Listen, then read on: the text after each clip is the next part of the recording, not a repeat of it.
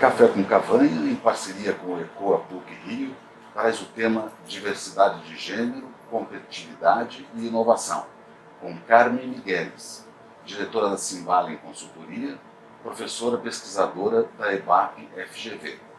Boa tarde, Carmen Migueles. Boa tarde, Cavanhas. Obrigada mais uma vez pelo convite. É um prazer estar com você aqui de novo, Carmen.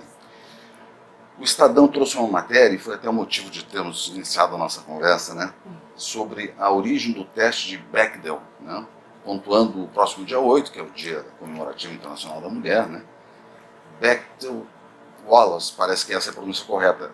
Como funciona esse teste? O teste é para ver se, na realidade, a indústria cinematográfica está levando as mulheres a sério, colocando personagens femininas relevantes e que tratem de algum tema, mulheres que dialoguem entre si no filme e que o diálogo não seja sobre os homens. Então, esse é um teste para ver até onde o cinema, de fato, abre espaço para representar mulheres tais como elas existem na vida real. É uma crítica à imagem de que a mulher poderia ser um abajur sexy, uma atriz falou isso, ou que as mulheres só dialogam nos filmes para fazer contraposição, para interagir com os homens. Então, não teriam vida própria na arte. Então, o teste foi criado para chamar a consciência da importância de você ter roteiros que, de fato, representem a sociedade. A sociedade de uma forma mais equilibrada. Mais equilibrada. Interessante esse teste, hein? Agora, Carmen, o centro da questão é sobre a correlação entre a diversidade de gênero, a competitividade e a inovação. Existe muita diferença? Quais são essas características distintas, se é que existem características distintas dos gêneros? Eu acho que a questão não é característica distinta, não, Cavanhas. Eu acho que a questão é a meritocracia. E onde não tem meritocracia, você consegue ter muita discriminação. Essa é a questão central que está em torno do tema de gênero e que é pouco discutida.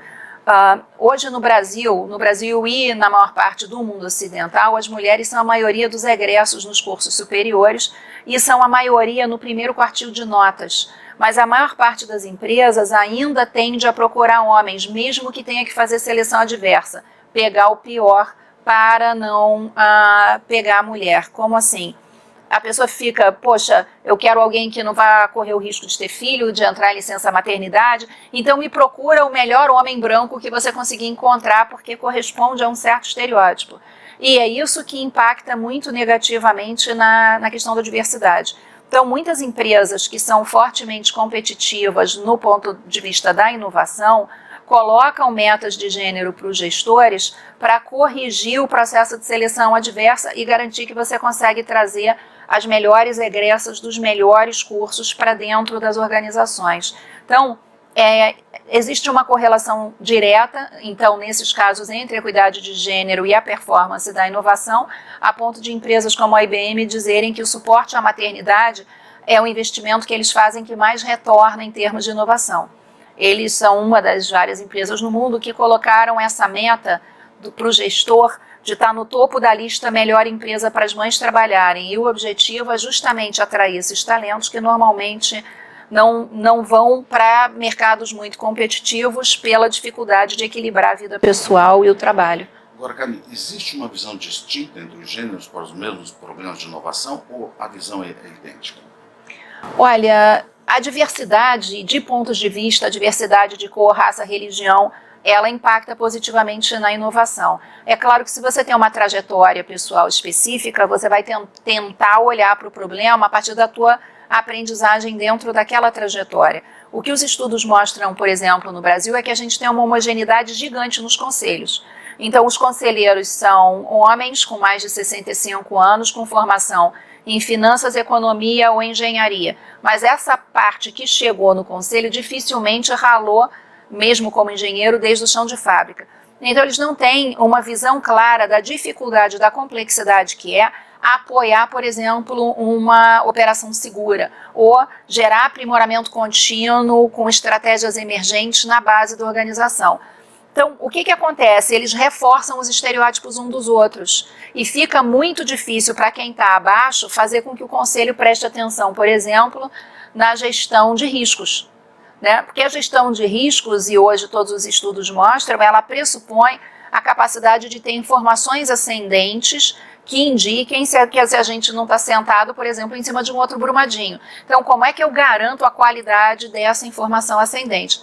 Mas não adianta, se o conselho se reúne 6 vezes por ano, 4 vezes por ano, dependendo da organização, por 8 horas, não dá tempo de tratar essas informações randomicamente. Então, o conselho precisaria dar suporte e apoiar a administração para fazer a coleta e o tratamento dessas informações, mas para isso eles precisam ver que isso é um problema.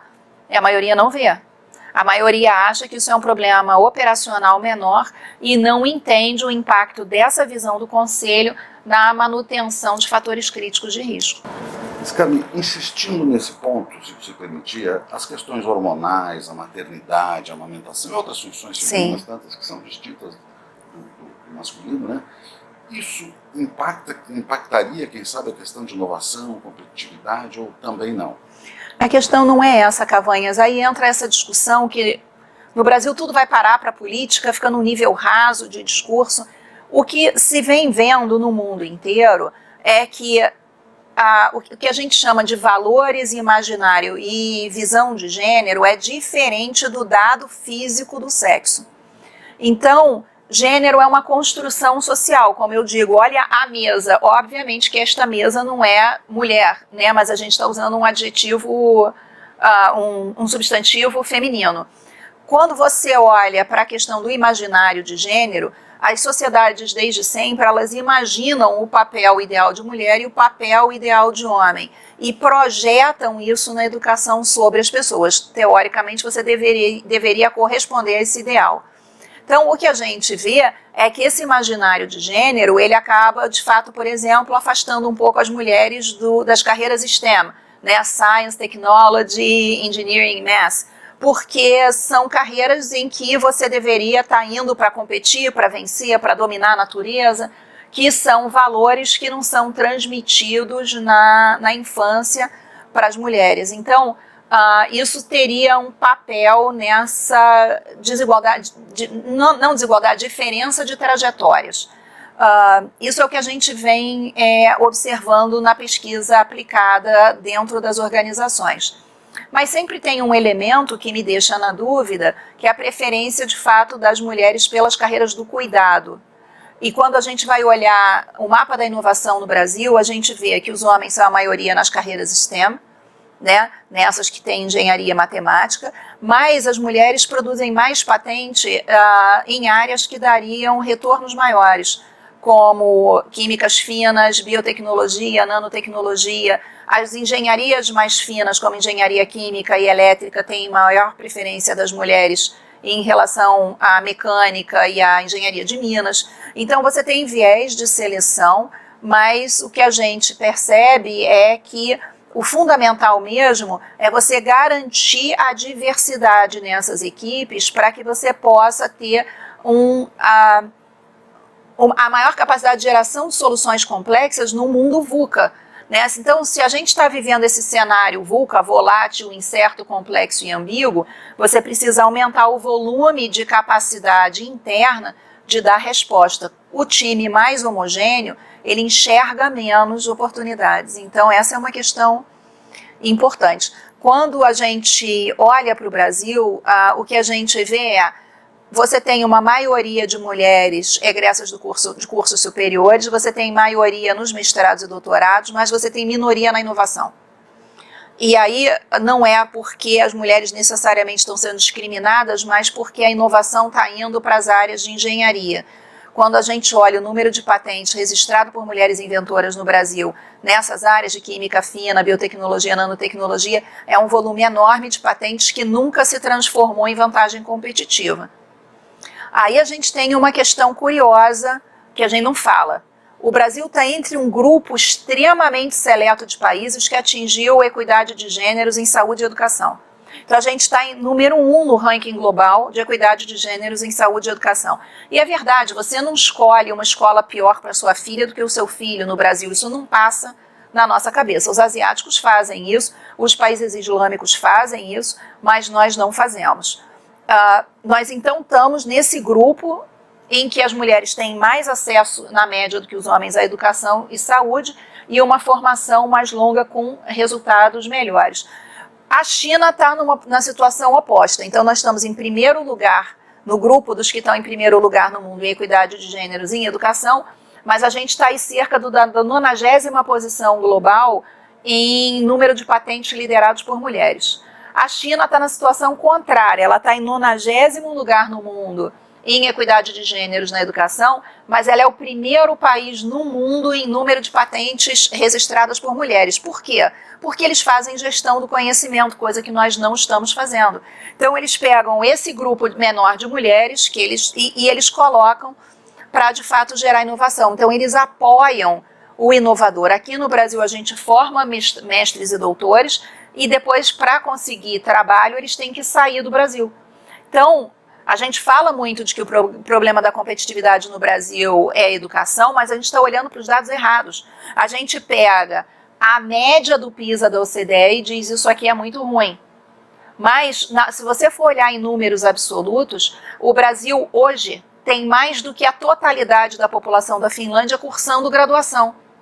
Então, nós não temos problema de educação, nós temos problema de suporte para que esses grupos inovem. E aí, nesse caso, a maternidade atrapalha muito, porque as empresas, até pela nossa característica de produtor de commodity, a gente não quer que a mulher tire licença maternidade uma vez na vida. Então, nós temos um aumento de longevidade, uma redução enorme da taxa de fecundidade. Então, essa profissional provavelmente vai ficar 6 meses de licença maternidade ao longo da trajetória profissional dela, mas a percepção da perda que isso traz elimina a mulher no processo seletivo muitas vezes. E aí você prefere uma pessoa menos capaz às vezes para se ajustar a um critério de retorno de curto prazo. E é isso que para a gente tem gerado um ciclo de dificuldade de avançar. Nós ainda somos um país com cabeça de commodity, foco no curto prazo, foco na tarefa, foco em redução de custos. Então, nesse contexto, as mulheres entram em desvantagem. E duas coisas que você falou em palestra que eu vi, a questão do controle, que é muito excessivo, e a questão da distância da autoridade também. Sim. Né? Isso, que atrapalha muito a meritocracia. Se a gente tem uma distância muito grande entre o topo e a base, esse cara que está aqui no topo, ele não sabe quem é bom para baixo. Como a gente não faz um processo estruturado de gestão da inovação, esse cara continua não sabendo, porque a meritocracia não sobe, as informações não sobem. Esse é um desafio significativo.